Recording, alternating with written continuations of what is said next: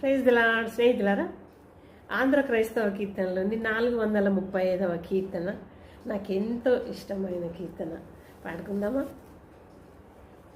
మోక్ష నగరు మా పుట్టిల్లు, ముఖ్య దూతల్ మా స్నేహితులు, సాక్షాత్కరమై మేమున్నప్పుడు లక్ష్య పెట్టమిహ బాధలను, యెహోవా మా తండ్రి